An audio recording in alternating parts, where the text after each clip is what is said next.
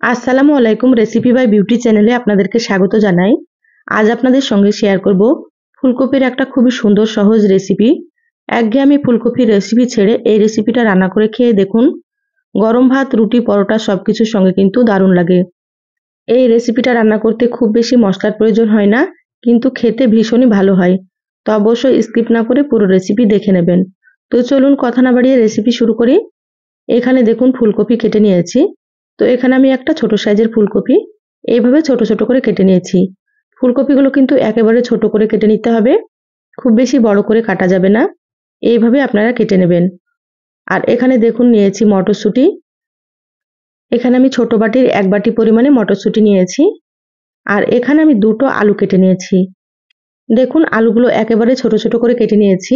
যেহেতু ফুলকপিগুলো ছোট করে কেটেছি, সেজন্য আলুগুলোও কিন্তু ছোট ছোট করে কাটতে হবে।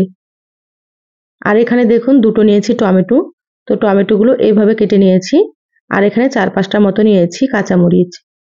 সবগুলোকে কেটে নিয়ে খুব ভালোভাবে ধুয়ে পরিষ্কার করে তারপরে পানিটাকে ঝরিয়ে নিয়েছি।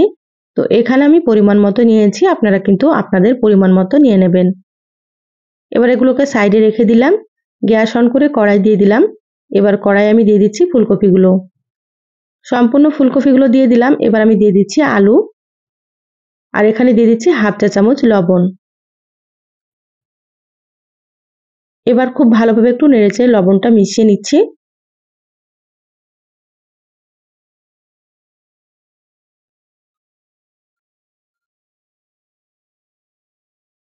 খুব ভালোভাবে লবণটাকে মিশিয়ে নিলাম। এবার আমি সামান্য একটু দিয়ে দিচ্ছি পানি। খুব বেশি পানি দেওয়া যাবে না, একেবারে সামান্য পরিমাণে দিতে হবে। এবার ঢাকা দিয়ে 5 থেকে 6 মিনিট এটাকে আমি ভাপিয়ে নেব।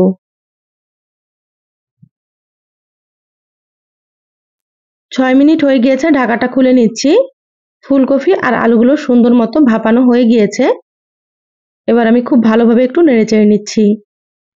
ফুলকপি আর আলুগুলো হালকা সেদ্ধ হয়েছে, খুব বেশি সেদ্ধ হয়নি। এভাবে করে কিন্তু সেদ্ধ করে নিতে হবে। খুব বেশি সেদ্ধ করলে কিন্তু রেসিপিটা ভালো হবে না।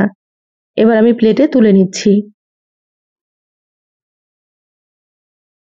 তো যারা ভিডিওটি ইউটিউব চ্যানেল থেকে নতুন দেখছেন, প্লিজ চ্যানেলটা সাবস্ক্রাইব করে চ্যানেলের সাথেই থাকবেন। যারা ফেসবুক পেজ থেকে ভিডিওটি দেখছেন, একটা লাইক দিয়ে পেজটা ফলো করে রাখবেন পরবর্তী ভিডিও নোটিফিকেশন পাওয়ার জন্য। দেখুন সম্পূর্ণ ফুলকপিগুলো তুলে নিয়েছি। কড়াইটা পরিষ্কার করে আবারও গ্যাসে দিয়ে দিলাম। দিয়ে দিলাম এখানে 2 টেবিল চামচ সরষের তেল। তো রান্নাটা আমি সরষের তেলে করছি, আপনারা চাইলে কিন্তু সয়াবিন তেল দিয়ে করতে পারেন। তেলটা প্রথমে খুব ভালোভাবে গরম করে নিয়েছি। এবার আমি এখানে দিয়ে দিলাম 1/2 চা চামচ কালো জিরা। দিয়ে দিচ্ছি একটা বড় সাইজের পেঁয়াজ কুচি। আর এখানে আমি 4-5টা মতো দিয়ে দিচ্ছি কাঁচামরিচ কুচি। তো এখানে আপনারা ঝালটা নিজেদের টেস্ট অনুযায়ী দিয়ে দেবেন, আপনারা যেমন ঝাল খেতে পছন্দ করেন। এবার নেড়েচেড়ে হালকা একটু ভেজে নেব। পেঁয়াজ আর কাঁচামরিচগুলো খুব বেশি লালচে করার দরকার নেই, হালকা করে ভেজে নিতে হবে।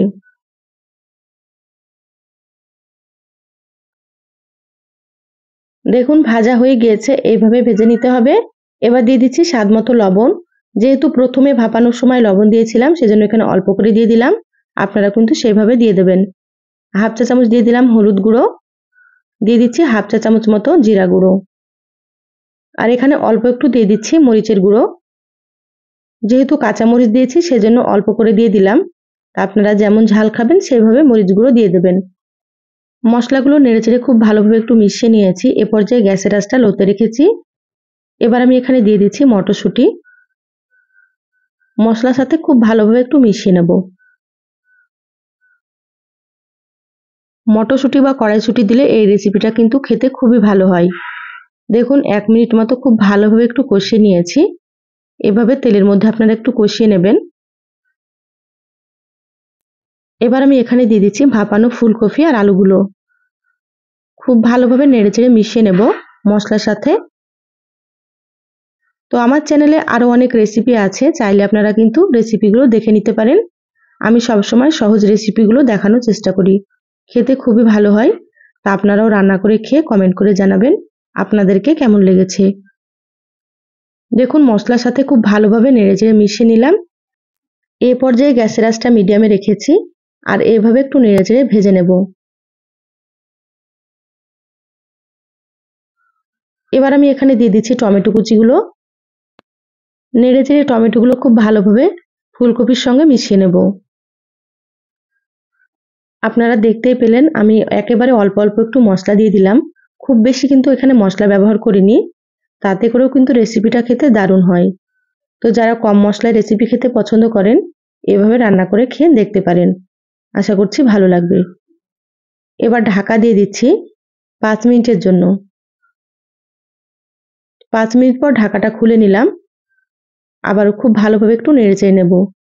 এইভাবে একটু ঢাকা দিয়ে দিয়ে সুন্দর করে এগুলোকে সেদ্ধ করে নিতে হবে।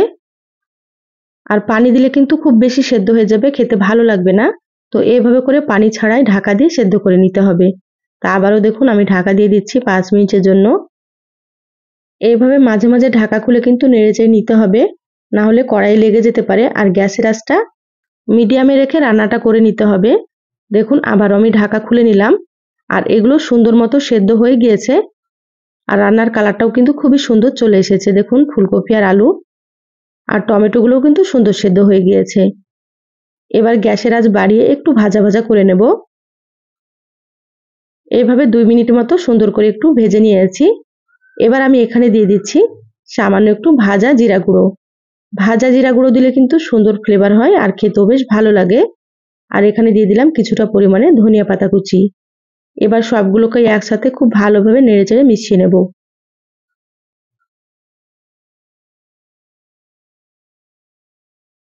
দেখুন খুব ভালোভাবে নেড়েচেড়ে মিশিয়ে নিলাম, রান্না হয়ে গিয়েছে। এবার গ্যাস বন্ধ করে দিচ্ছি, বলে সার্ভ করে নিয়ে তারপরে আপনাদেরকে দেখাচ্ছি। দেখুন বলে সার্ভ করে নিয়েছি, আর দেখতে কতটা সুন্দর হয়েছে, খেতেও কিন্তু খুবই ভালো হয়। ফুলকপির এই সহজ রেসিপিটা আপনাদেরকে কেমন লাগলো চ্যানেলের কমেন্ট বক্সে কমেন্ট করে জানাবেন। ভালো লাগলে একটা লাইক দিয়ে যতটা সম্ভব আপনারা ভিডিওটা শেয়ার করে দিবেন। সবাই অনেক বেশি ভালো থাকবেন, সুস্থ থাকবেন।